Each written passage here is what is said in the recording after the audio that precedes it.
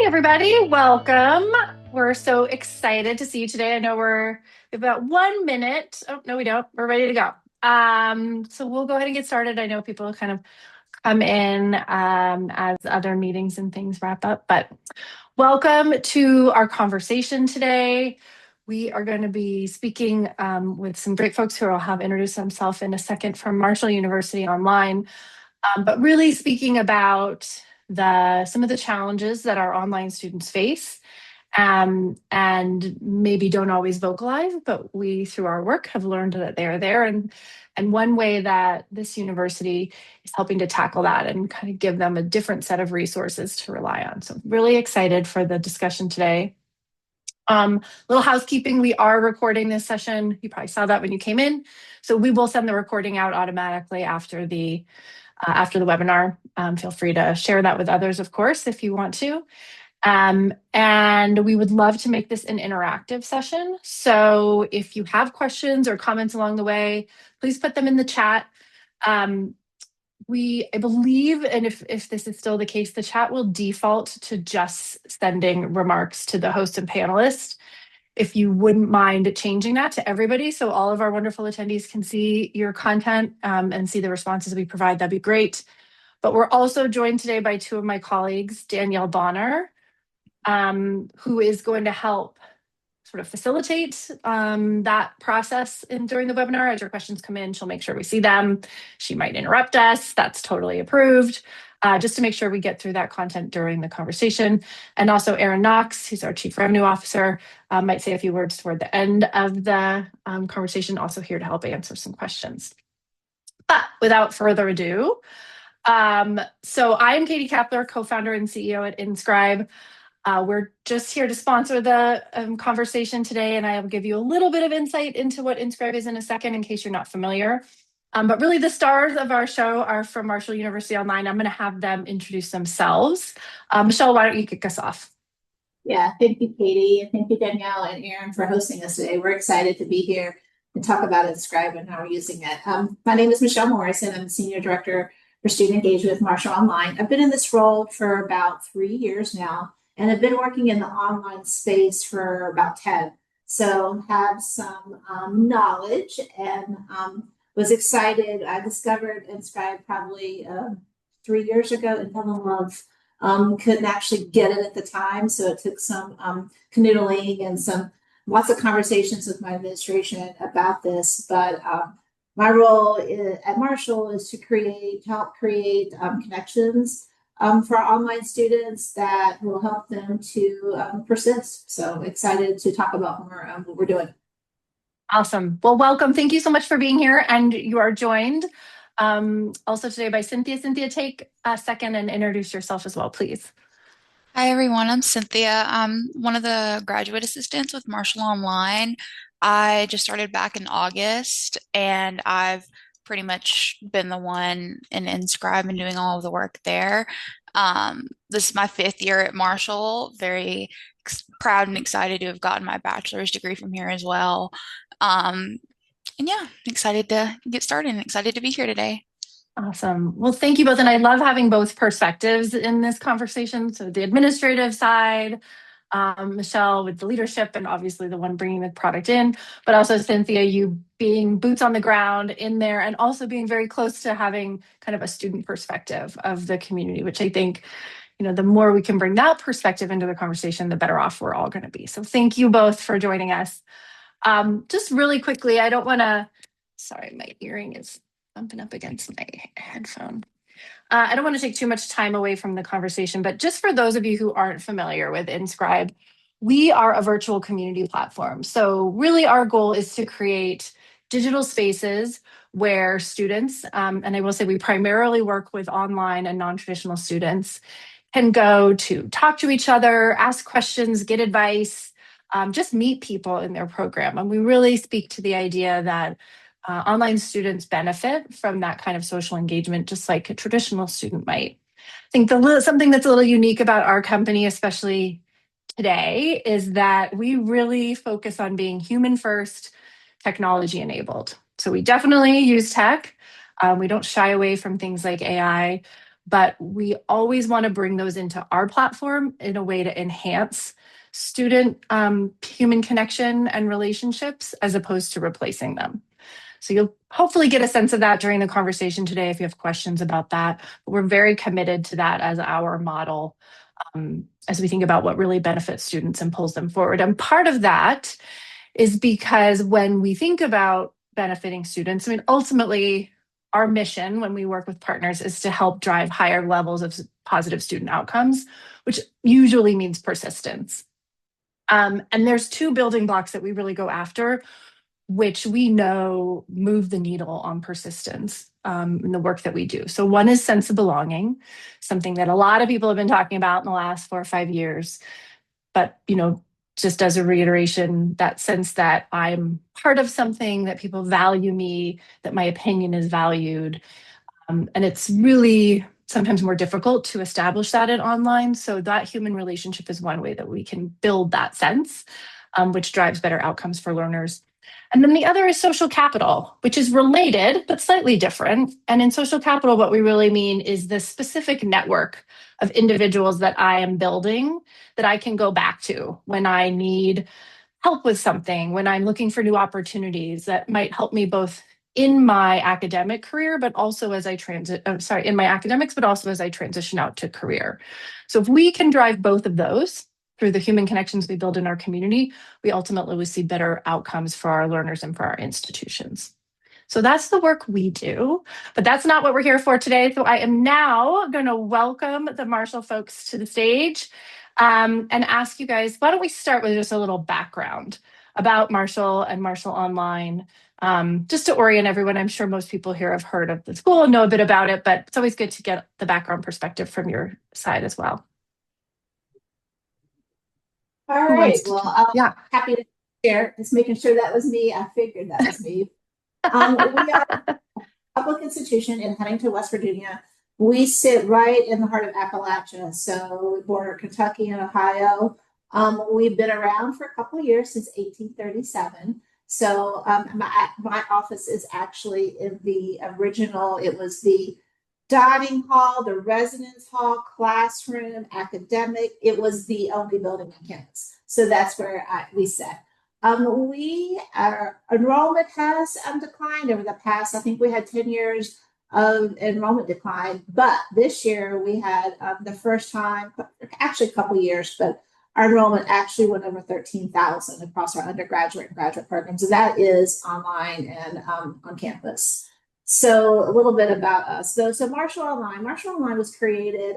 We had kind of a space that managed kind of the distance learning, I think, where the correspondence courses where they mailed things back and forth. It's kind of interesting to hear the history of that. But became a centralized unit led by assistant provost reporting out through academic affairs about 3 years ago. And it is that centralized hub for Marshall's online programs. We work on our team portfolio building, expanding our portfolio, and also helping our faculty and how they're instructing online, and then serving the students. So our umbrella includes 3 kind of specific areas. We have our online student engagement, which is the team that Cynthia and I work with, our instructional design, and we actually have a micro-credential area as well, where we're working to develop those, all in with the goal of serving students, creating pathways and opportunities for students to learn across, non-traditional and traditional kind of areas. So so our goal is really to kind of grow programs and support students. That's awesome. And I love so often when we talk to folks running the online side of the house, it's never that simple, right? There's always multiple layers and multiple missions within online trying to serve that broader market. So congratulations. I mean, kudos to you for wearing so many hats and covering and accounting for so many different student types. So great background on Marshall. Tell us a little bit about what was going on that kind of had you start to think about something like InScribe and the potential of using digital communities for your students. And I think, Michelle, do you want to speak to this? Yeah, probably. So thank you, Katie. It really became, having been in the online space before, I have a pretty good understanding of, online student needs. And we know our students are balancing lots of things, work and family and school and responsibilities, and they're caretakers. And a lot of them have multiple jobs, and it can be difficult to manage one job, much less two jobs. We found that to be, challenging for students as well. They're working when they can. A lot of our students, if you kind of look at some in our LMS, our students are working most often you see the weekends. That Sunday night seems to be the prime time for students, assignments are due. But it's typically after 9 o'clock when things have kind of settled down. They're working in between practices. They're working, as they're driving. I had someone reach out to me. She's like, I'm in the Target parking lot. I've got this question. Okay, go. I've got 5 minutes to kind of help her. So it's really about giving students, access to resources when they need them where they are. And wanting to create that space of connection. So we were looking for a space to do this and came across InScribe, and being used at a couple of other institutions. And so I didn't get a no, but I did get a yes to InScribe. So what I did do is try to create a space in our LMS. And it served a purpose, I guess. It was a repository for resources and information. We posted announcements, but it wasn't engaging. And aesthetically, it was just kind of blah. Like, every time I'd go in there, I'd be like, I don't know if I even want to come into this space. But our students did. But it just didn't give that place where students could engage with each other. And so I was really looking for that space where aesthetically that you come in and it feels familiar and comfortable, and I want to come back to it, but you get information and you can connect, and it's just a collection of resources and people together in the same space. Yeah. And so, I'm sure many of the folks on this webinar today resonate with this sort of persona of learner and online. Education is one of the many things that I'm doing. I'm probably not working when your staff is working. And how do you meet those students where you are, as you said? I love that you tried that, even though you couldn't, partner with us right away, that you tried something else. But it's clear that wasn't perfect. And I know that as that sort of model progressed, it even highlighted some more challenges that you might be experiencing at scale, including, the LMS wasn't quite there. Is there anything else you want to touch on from this slide as well?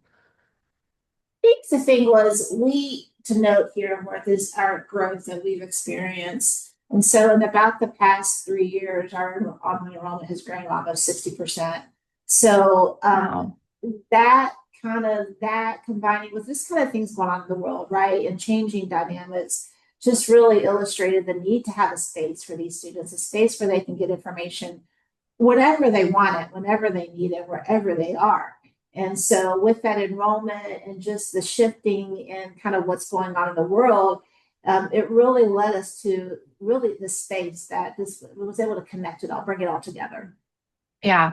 And I love this last point here, I think is it's like so small, but also so big, that you're a student, you're learning online, and you just have a question. You're like, I don't even know what to do with this.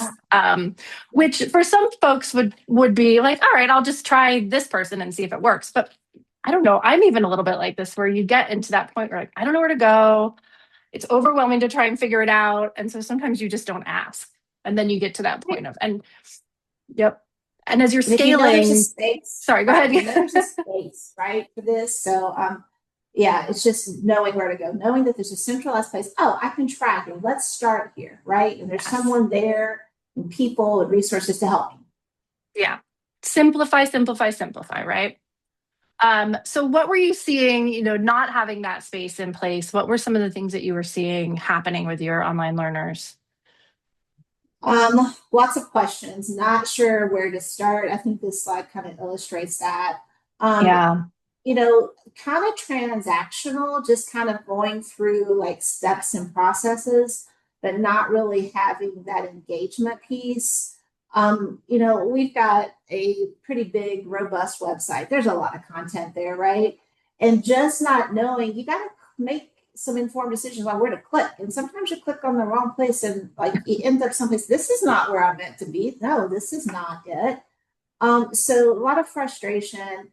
We found it a lot, especially when students were getting started and just kind of in those high stress times, when there's midterms, or when, you know, we're at the end of the term, and just kind of knowing what's happening and who to contact, and just a resource right there. I think we'll talk about this a little bit later. We're very intentional about some of the posts we make and tying them related to kind of where we are in the academic term.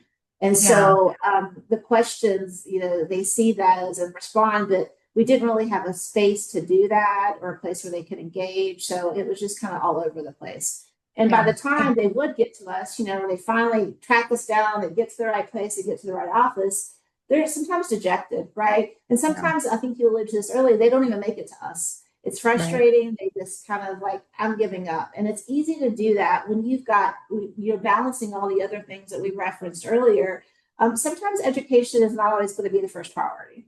And when times are difficult and challenging, and when there's barriers, education can be the first to go, because it's easy to go, right? And so have to help kind of bridge that gap with students and give them this space. Yeah, right. Make this easy for them, to bring down the barriers so that they can be more successful. I love that. Well, so you've already articulated a little bit of like what you knew you were looking for as part of the solution here. Why don't you speak to these again? I'm sure you sat down and thought, okay, what if we were going to build this space? What is it going to do for us? So talk a little bit about that. Yeah. It was kind of like, I don't know, most schools have kind of like your student center or your student union, or that central place on campus that you can go to. Ours is called our student center, and it's kind of the hub of campus. And this is what I imagined this to be. Like, this space would be a hub, that it would be a place that students could come in and out of wherever they are, whenever they want, that they could connect with each other, that there's some engagement that's happening outside of classroom, a place where we host a lot of events, a hub where they can get to those quickly and just access them in one spot. They're not having to find the email that we sent out about it. They're not having to find that reminder, but that information is readily available, and that they're having an experience, not just, you know, transactions that are happening, but they're having an experience. We were talking about something today. It's the knowledge, it's the knowledge you get, the education, and the experience you have that resonate, right? And so for us, it's really about that experience. And if you can have a positive experience throughout generally your experience, then that's a win for everyone, right? A student is satisfied, they're happy, they're getting what they need, and they're more likely to, at the end of the day, persist and graduate. If we can help reduce some of those barriers and be that place where they can come to and connect with each other and us, then that's a win. Absolute win. Yeah. It's so, and I probably harp on this too much, but, you know, in my experience working in online, there was so long this narrative that this idea of student connection and having a fully formed online experience it didn't matter, because that's not what online learners were looking for. They just want to get in and get out. To your point, they liked the transactional nature of the engagement. And I don't know what you're saying, but I know what we see is that we've really learned that that's not the case. I think the who is an online student has evolved over time. And then, you know, you've learned that they do actually crave those connections and seek those out. And when they have them, they are more successful in their learning. And so it sounds like you're hearing that from your student population a little bit, or at least seeing that in your student population as well. I think there are some students who kind of come in and out, but I do think they like being seen and heard in this space, even if they're not necessarily engaging, but they know that this space is there for them. And so the feedback that we're getting is like, yeah, I'm in there every day. I may not say anything, but I see it. Kind of those folks that kind of look around, kind of how like I do Facebook. I'm not always responding, but I'm certainly checking things out, right? Because I want to know what's going on. So we've been very intentional about kind of the messaging. We've been very intentional to include things about campus events, even though they're not here. Now, a lot of our students are, I'd say probably 60% are within a 2.5, 3 hour radius of campus. So they could get here, right? So we have an upcoming career fair that will promote that. We post anything that's kind of going on this space in the community. So you see it, you hear it, you start to feel it, right? You start to feel that connection for the John Marshall statue that you might not ever been to, but it's in the background. It's there. The student center's in the background. You see people coming and going to things. And maybe I'm going to drive to campus and check out that event, or check out, you know, a sporting event or whatever it is, or visit the rec center, that they have those opportunities. So it's been important that we create a space that not only, embraces them, but like the things on campus so they can start to develop that affinity for the institution in that sense that they belong here. They can see themselves here, but based upon what we're sharing. Absolutely, 100%. Danielle, let me pause. Do we have anything you'd like us to address in the Yes, chat? a couple of things. Michelle, can you tell us how many students you have enrolled for Marshall Online? Yeah, I'm very excited to say that as of today, our spring semester just started on Monday. So we are at 1,830, which year over year, this time last year, we were at 1,586. So, Wow. yeah. And Great so job. fall enrollment, we're about close to meeting that one. I don't know. We'll see. Fingers crossed. Lots of, this is at drop period and changes can happen. But what we're finding is students want flexibility, right? And they want the ability to learn, whatever their needs are. So we're seeing some strong demand. And also, it's not just what we're doing, but it's the portfolio development and management programs that we're offering as well. Fantastic. Awesome. And then before we move on to the next section, we talked a little bit about, students weren't always sure where to go before, having the centralized space. There's somebody in the audience that would love to hear Cynthia's experience before InScribe as well. Hi. So for me, I came in August, which is about when we started launching InScribe. And I have a little bit of a background in peer mentoring with our Center of Student Success here on campus. So I was able to take a lot of those skills from that and apply them to InScribe to kind of help like what we were discussing earlier about kind of like those like student to student, but also like student to campus connections. I'm also an online student, so I also have like that perspective as well. And I know I was really worried about like, am I going to still feel connected to campus? Like I just spent the last 4 years here. I've fallen in love with this campus. I want to make sure that other students don't feel as though they're being like forgotten about and like they don't feel as connected to campus as they could be. So that was something that I feel like I really focused on being a moderator in InScribe and just making sure like again like that sense of belonging and that all students see a version of themselves at Marshall whether or not they're in campus or not. So being able to kind of like do that with Marshall Online and partnering with InScribe, I feel like has been really successful at helping accomplish that. Thanks. Fantastic. Thank you. And then we have another person that would like to know, I think this one's for you, Michelle. How do you provide co-curricular activities that accommodate students who are in different time zones? That's challenging. That is so talking about working on some programs. So we do a lot of programs. We partner with campus partners. We try to do it with our student affairs. And we found that it's never a good time for a student, right? But we do use the recording feature for a lot of our things. We try to be thoughtful. Most of our things will be in the evenings. We've gone as late into 7 and 8 o'clock, and that's not even the best. We've tried things in the morning. We've tried the afternoon, and there's just not that sweet spot. There's just not a sweet spot for online students because they're all over the place. But what we found the most success is making them the recordings readily available. So they are InScribe, and we post the events, and so they get the reminder, which I love about InScribe. Thank you for that. That eliminated some work for us trying to get those reminders out there. And I love getting notified that 15 minutes before your event's starting. So that has been a great thing. But we also go in behind that and we'll put the recording in there. So, and then we're creating a library of resources, like a hub where students can sort like things from the counseling center will be here, things from the career education will be here. So students can access that information. But it is challenging. It's challenging to accommodate schedules, but the biggest thing is just having recordings and making them readily available and easy to find in the platform. Yeah. Awesome. That's it for the questions for now. If anybody has any, please feel free to drop them in the chat. Perfect. And that was a great segue into our next section where we are going to start talking about the hub that you built. So I would love, first of all, I feel like we need an explanation of the name because I love how people name their communities. It's always so fun. And then maybe talk a little bit about, the purpose of the space and then how students are accessing it. Is that, Michelle, a good one for you, or do you want to hand that to Cynthia? Cynthia, why don't you talk about the naming process we went through kind of with it? We are Marshall Thundering Herd, so it was really important to us to kind of keep the herd in there. But Cynthia, talk about how we did that. It was a team. Yeah, I think it was really just trying to come up with something that like students could recognize and something that would kind of stick with them.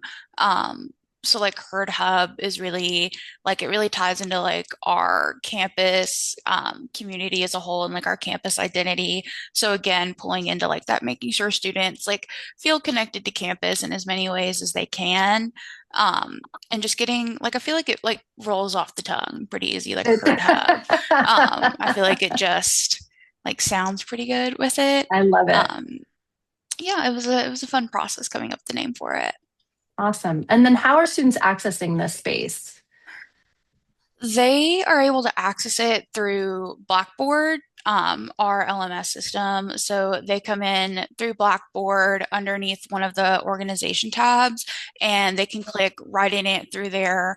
On InScribe, they have to option it to open it up as a browser, but they can also completely function it right through InScribe. Awesome. And that's all single sign-on, yeah?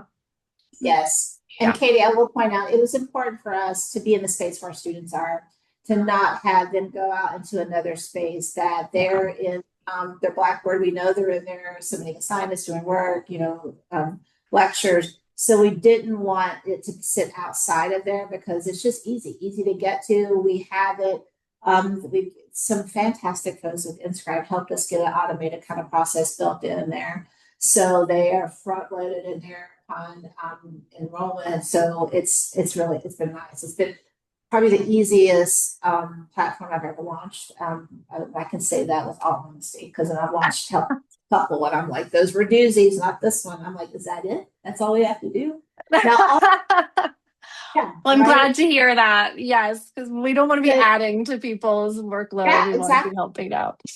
Now, what was nice though, we also had, as I said earlier, we had this space kind of in our Blackboard space. So we were able to take, your folks were able to take the content that we had already built. Most of the content we already had, they were able to pull it out and put it into this space, which was fantastic. We didn't have to. Oh, wonderful. And they cleaned it up for us. Just lovely. Awesome. Yeah, you don't want to have to start from scratch if you've already been working hard on the initiative. So I'm glad that we were able to make that happen.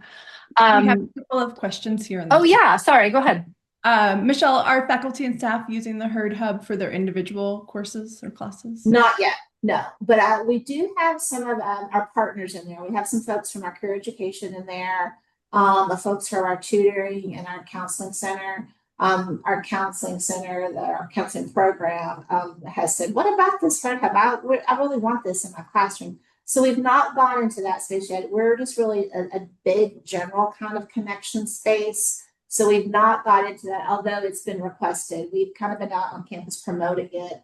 And the more people are hearing about it, tell me more. How can I use this? So I think that we've got some other things we're wanting to do first, but that may be what's happening. But we do have some strategic partners in this space to kind of help with some of those questions that we're seeing too. Awesome. We're going to get to this question. I think you're going to share an example in the next couple of slides. But before we get there, you mentioned earlier a student population students that are in the community but may not be engaging as much. Is faculty seeing this maybe as more of a silent signal for students who need more help or extra support? I don't think we've got to that point yet. I think, we're fairly new into it. This is going into our second semester. But I do think there might be some opportunity with that to kind of look at that, to look at, some signs. And, right now we're not looking at that, but it could possibly be a place where you could identify maybe that someone may have, try to engage them more, or there may be some underlying issues kind of there. So there might be some opportunity for that. Thank you. And I know you're going to share the lurker story later. So I think we'll get to that. Cool. Anything else you want us to touch on? Nope, that's it. All right, fantastic. Well, let's jump into some examples then of some of the activities and interactions that you're seeing in your community. So one of the things you guys have talked about is just this idea of students finding each other. Cynthia, do you want to talk through these? I don't know which one of you wants to speak to these. Yeah, so I'll talk about it a little bit. Um, so I like in InScribe myself have tried to go and make posts that students find really engaging and um we've had a couple of students that have really kind of like latched onto that, like these students here. They've become really like really invested in the space and they post like decently consistently, just some different topics. Like these people here are having a conversation like, what's your biggest goal and like what keeps you motivated? And I believe at this time I had just posted something about like midterms and how are you getting through midterms and different resources to get through that. So seeing those kind of like comparisons between like what I'm posting and how the students are responding to it has been really interesting to see. And then also kind of just like how they're interacting with each other, and like getting in and like utilizing the space. Yeah. And I love this as an example of, I mean, Cynthia, you don't really fall in this category because I think you're so much closer to students, but one thing we'll hear is that having a conversation like this with my advisor or my coach is a very different exercise than having this conversation with my peers. Like what you kind of learn from that and that feeling of, being less alone is really something that you get out of that peer-to-peer interaction. So that's a really nice thing. I think that the community facilitates really easily for the people that are looking for that. Well, this one we've talked about quite a bit. So where do I go when I have questions? So it sounds like you do see people using the community, Cynthia, for just tactical questions and getting answers.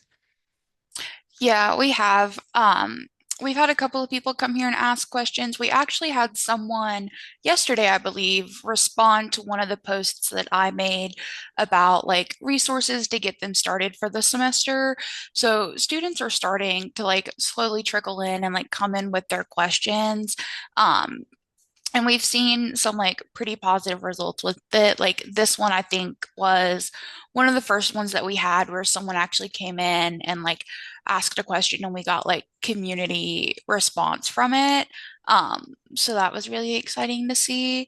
And I think students are starting to like understand the space a little more and understand kind of what it is and are feeling like more comfortable to be able to come and ask the questions that they have.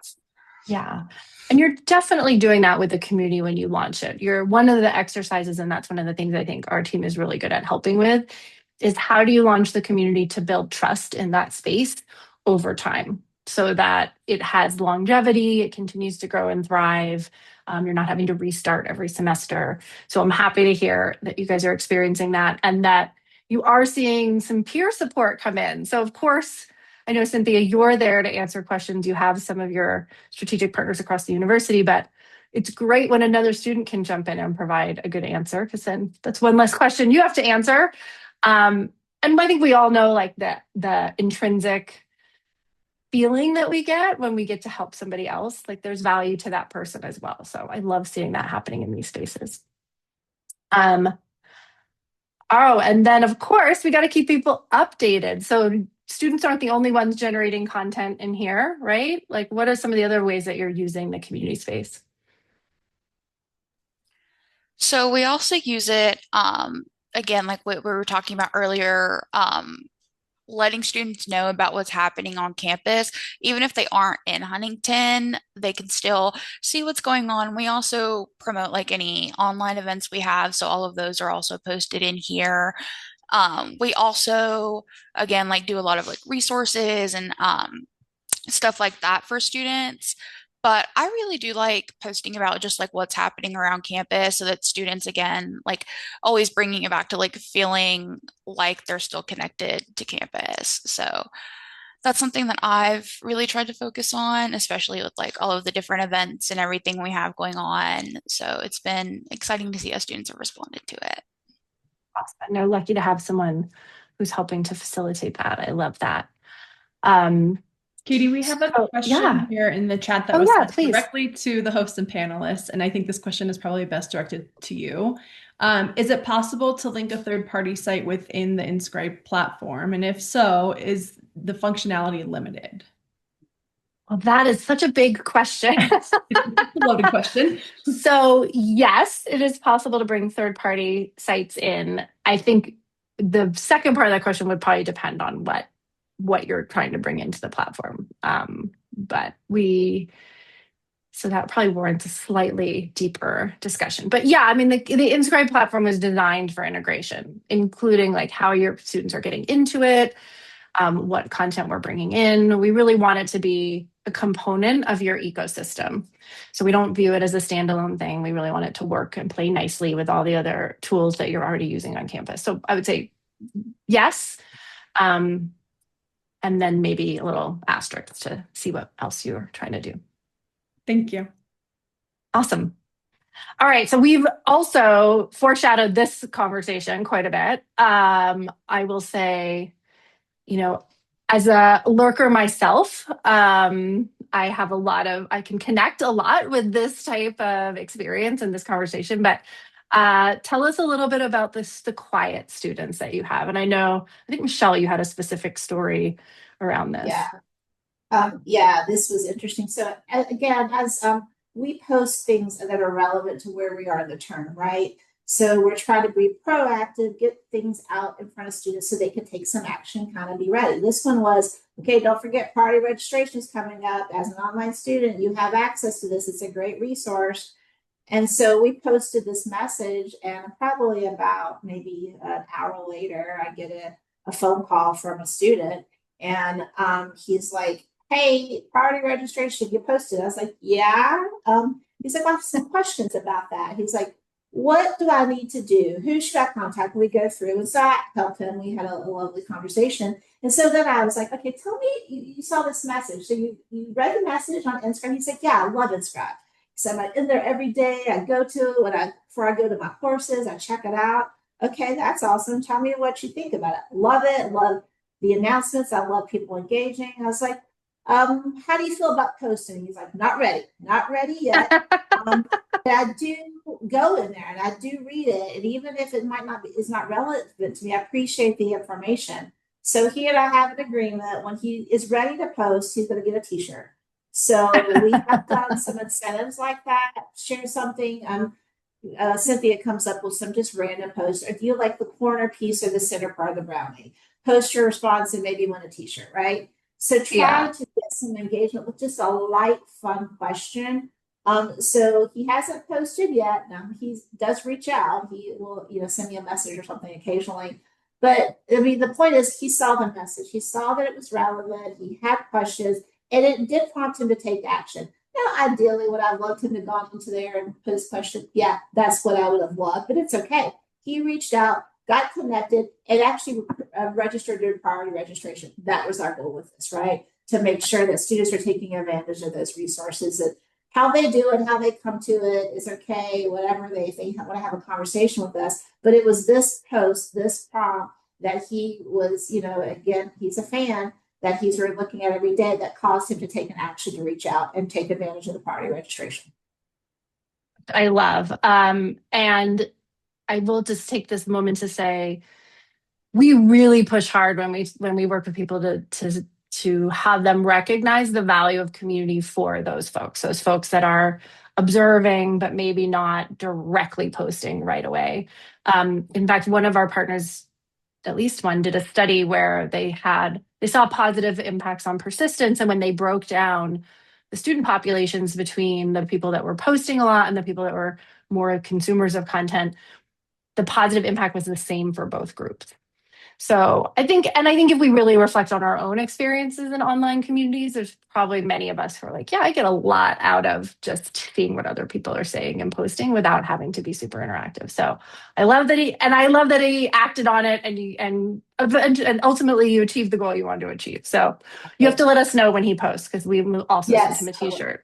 We have a t-shirt or two, right? We have a perfect InScribe t-shirt for him as well. Okay. Okay, so you're seeing positive peer engagement. People are getting help. You're able to get information out. So I feel like the community is, on an engagement standpoint, starting to serve your needs. Why don't we talk a little bit about some of the results that you're seeing, and kind of how you are thinking about measuring whether this is working for you or not. So do you want to take this, Michelle, or do you want Cynthia to take this? We both talk about it. Another thing I love about InScribe, I get these lovely reports. And so always it's like, it's a teaser for our meeting with our lead. And I just can't wait to get to the end, because then she shares and I'm like, oh, tell me more. Let me ask questions about this. So yeah, this is great. So we are looking at, kind of how students are engaging. Well, I love that I can see how many views, what we're seeing. We never had the ability to kind of do that, and the engagement that's happening. The responses, we can see when someone posts, we have full access to that. So we're getting a lot of positive feedback from our students and faculty.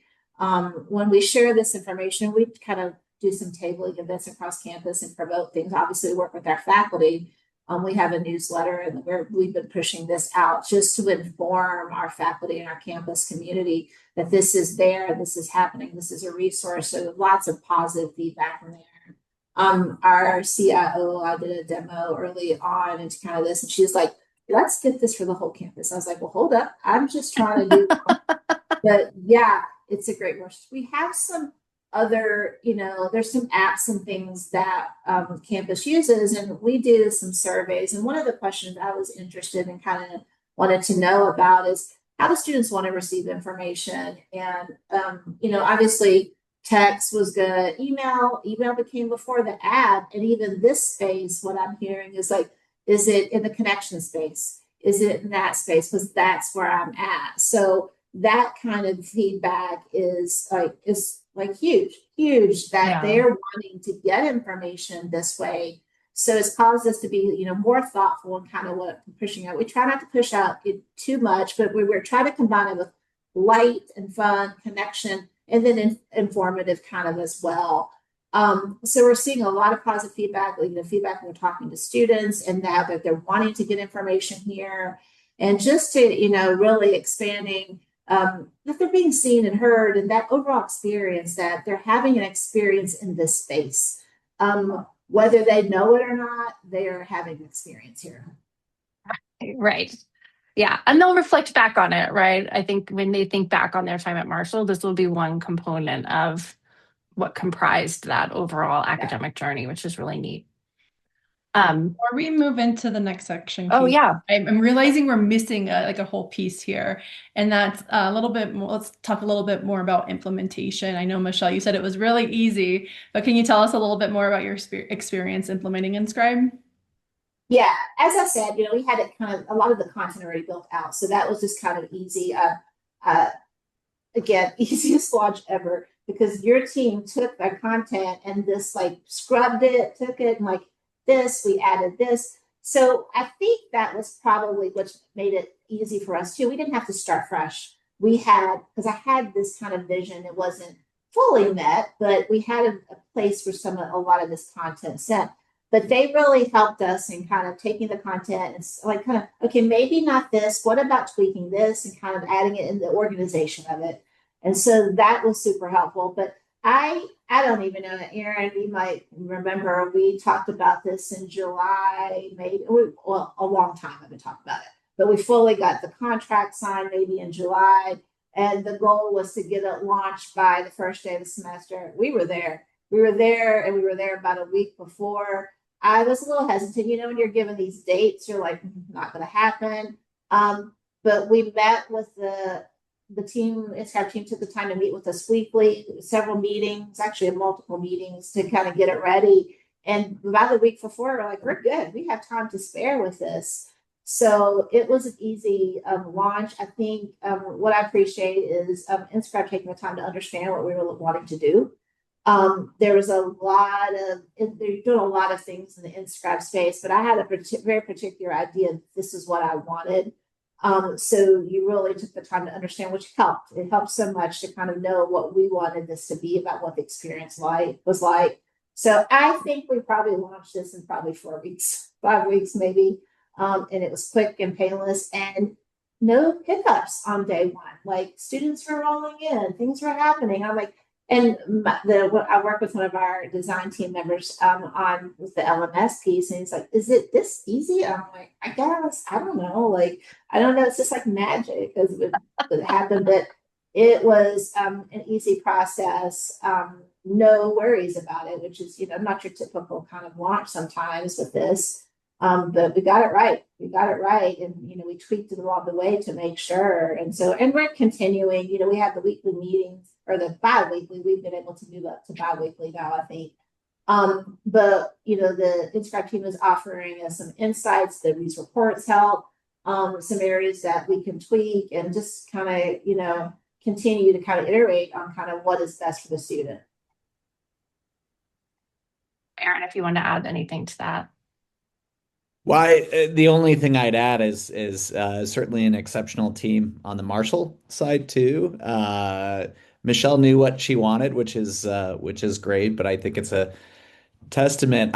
We love hearing that because every school's been burned by technology that overpromises and underdelivers, and sometimes we underpromote this piece of it. But I think it's important to note that your community already exists. You have students that are, we see it in the data, that are desperate to connect with one another, that want a sense of community, that want to build social capital. That community already exists. We're just a tool that helps harness that. So it makes us easier to implement, and then having, to Michelle's point, that white glove sort of approach to our customer success team to how we implement and support you on an ongoing basis.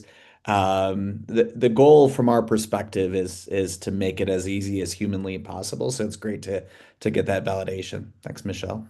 Thanks, Michelle. Awesome. If we don't have any other questions, let's move on to talk about what's next. So where is the Herd Hub going?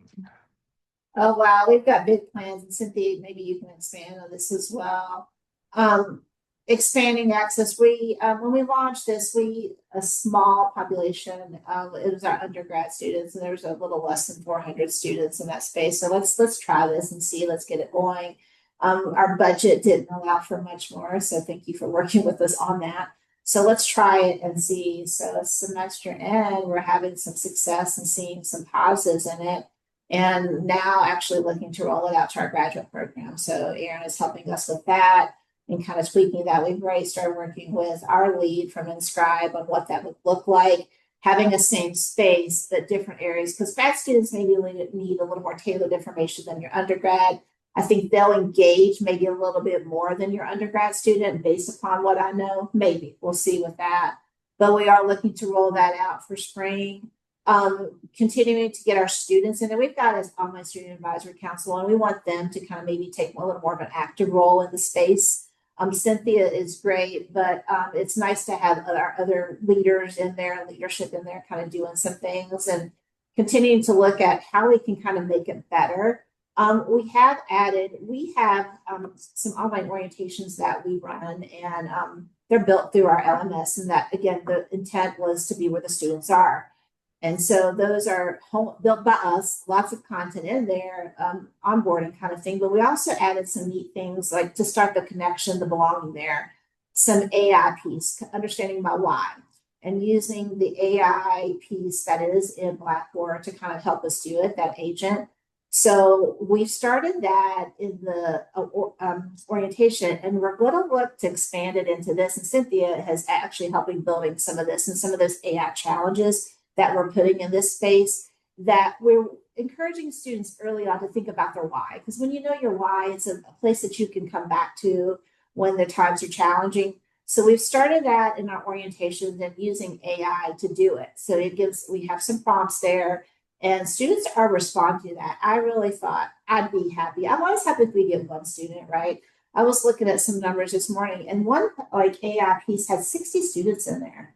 And so creating why are you coming back to school? Why does it matter? And working with that AI piece to kind of help them refine that. So that's been fun. And we're going to And so the goal was always to kind of bring it into this space. Now, we thought we were going to have to do it in our LMS, so I'm so glad we don't. But Cynthia, can you talk a little bit about what the AI challenges, that belong piece that we're adding kind of into this as well? Yeah, so these AI challenges are going to be like a way for students to not only kind of figure out why they want to be in school and like what they want to do with their future and their careers, but also helping them like build those skills. They're working with the AI chat to kind of develop different study habits, or maybe helping them set up a schedule if they're juggling 4 or 5 different things at once. Like, what kind of schedule do they need to have to make sure everything's being implemented? Test taking strategies, kind of like an end of the semester recap, and kind of seeing like what they did or didn't, like what they did succeed in, what they could improve on, different things like that. It's just kind of giving students a way to think more in depth about what they're doing for their education, and then what skills they need to learn to make that happen. Um, so these AI challenges were kind of built with that in mind. And Katie and Danielle, I don't even know if I told you we were doing that. Like, this is something, like, when I get these reminders, I was in our orientation space this morning going through it, and I was like, wow. And so the goal was always to start this connection, belonging in the orientation, and continue to expand into these current student kind of connection spaces. So we're finally at a place where we're starting to do that in the InScribe as well. But we're just getting ready to launch these. We've got them built out for the spring. But I'm excited to see, because what I am seeing that students are responding. I didn't know if they would, but they are. They are responding. They're building their AI skills as well. We had one student reach out. She's like, I don't know about the prompt. I think I know my why, but she's what I did know. I didn't know how to use AI. So how we've been able to combine these, and we want that they go from the orientation into this space and still have some of that same experience to build upon. That interpersonal development and the skill development. Fantastic. Awesome. Well, we're excited to continue that journey with you guys. We love having you as a partner. We really appreciate, I don't know, Danielle, did any other final questions pop in? There is one that just popped in. Michelle, does Marshall have a AI policy? We have a committee, a task force that's looking at it, as most institutions do. Now, being in the online space, we're kind of at the forefront. We've embraced it. We are encouraging our students to use it in a responsible kind of way. We've got some policies kind of out there for that. But how we're using in this space is pretty controlled, right? It's not heavy, and it's just supposed to get some conversation starting and allow people to kind of tweak things. So, but yeah, we do have a university policy that we're following. Fantastic. Awesome. Well, again, love it. Thank you guys so much for being here to share your story. It was wonderful. Cynthia, so appreciate you taking the time out of your day. And you too, Michelle. I know you guys are super busy. But thank you for being here. And if you want to learn anything more about InScribe or get connected with me, you can find me here or on LinkedIn. Then Erin, I don't know if you wanted to add anything just in terms of who to reach out to if people would like to learn a little bit more. Sure. I know Danielle will put up a survey that helps us as we go through this programming and do future webinars, but there's also an option to indicate if you want to learn more. You can chat, you can toss things into the chat. I will say there's two universals in higher education. We know that everybody's swimming in a sea of competing priorities, and very few institutions have massive budgets where they can purchase anything. I think the beauty of InScribe is that our ease of implementation versus impact is an exceptionally strong ratio. Our impact on outcomes around retention, fostering belonging, which is huge. But then also having a system that doesn't take 6 months of all hands on deck and 30 different staff members to maintain. It is a very sort of self-sustaining technology. So if you're considering this, if you're hesitant for those two reasons, let us know. We'd love to have a conversation with you and sort of find if there might be a fit at your campus. So thank you. Awesome.